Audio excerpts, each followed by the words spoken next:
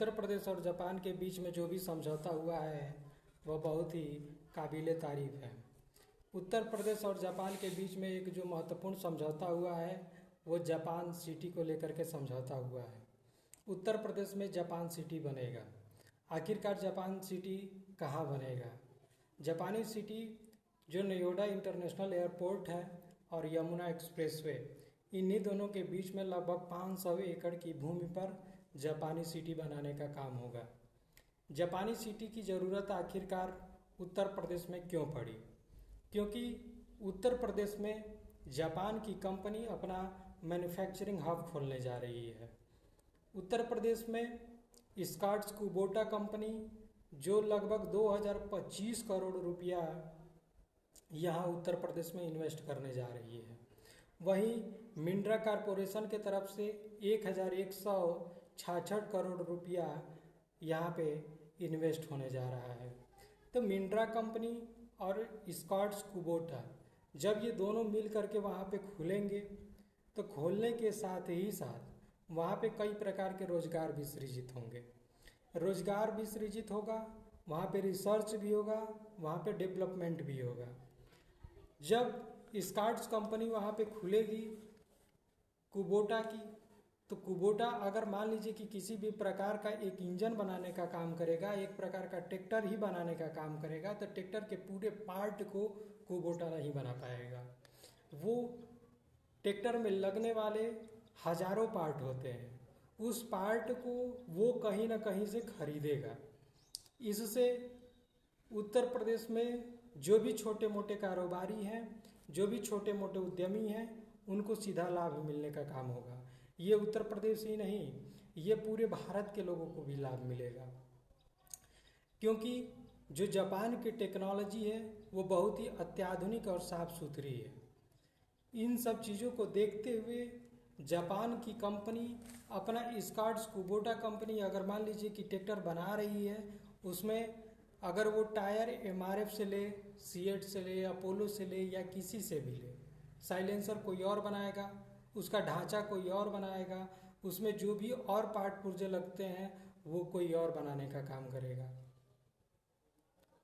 तो जब वह छोटे उद्यमी जो एक एक पार्ट को बनाएंगे वो सीधे उस जापानी सिटी में ले जा करके जहाँ कुबोटा कंपनी का मैन्युफैक्चरिंग हब होगा उसमें देने का काम करेंगे, जिससे केवल एक छोटे उद्यमी को ही नहीं फायदा होगा बल्कि उस जापानी सिटी को खुलने से वहाँ के लोगों को भी रोजगार मिलेगा। क्योंकि एक स्थान से दूसरे स्थान तक ले जाने के लिए जो सबसे बड़ी चीज़ होती है वो गाड़ियों की होती है, और गाड़ी चलाएगा कौन? ड्राइवर। जो भी रिसर्च होगा उसमें नई टेक्नोलॉजी आएगी, उस टेक्नोलॉजी पे जो रिसर्च करके अमल किया जाएगा उसको बनाने का काम किया जाएगा। वो अगर दूसरा कोई बनाएगा तो उसके लिए उसको ट्रेनिंग देने का काम होगा, जिससे कि वो प्रशिक्षण ले करके और भी लोगों को सिखा करके और वहाँ रोजगार देने का काम होगा। साथ ही साथ जापानी सिटी में 500 एकड़ में जो भी बन रहा है हब, वह मॉडर्न हब होगा। उसमें किसी भी प्रकार की कोई दिक्कत नहीं होगी। उसमें अत्याधुनिक सड़क बनेगा, अच्छी सी लॉजिस्टिक होगी, अच्छे अच्छे ड्राइवर मिलेंगे, वहाँ सिक्योरिटी गार्ड की ज़रूरत होगी, वहाँ तमाम पद निकलेंगे जिससे नए नए लोगों को रोज़गार मिलेगा और यहाँ उत्तर प्रदेश के लोगों को सीधा और सीधा लाभ मिलने का काम होगा। आखिरकार उत्तर प्रदेश में ही जापान की जो कंपनी आई है वो इन्वेस्ट करने का काम कर रही है। आखिर क्यों?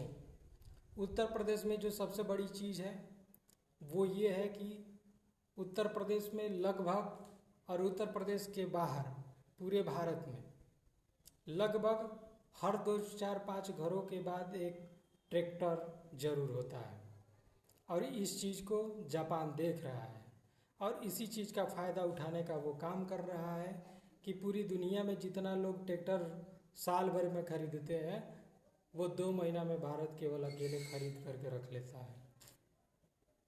इसीलिए जापान की कंपनी अपना स्कॉट्स कुबोटा में यहाँ पे इन्वेस्ट करने जा रही है 2025 करोड़ रुपया। वहीं मिंड्रा कॉरपोरेशन में भी वो पैसा लगाने जा रही है 1166 करोड़ रुपया। हालांकि ये अभी समझौता हुआ है।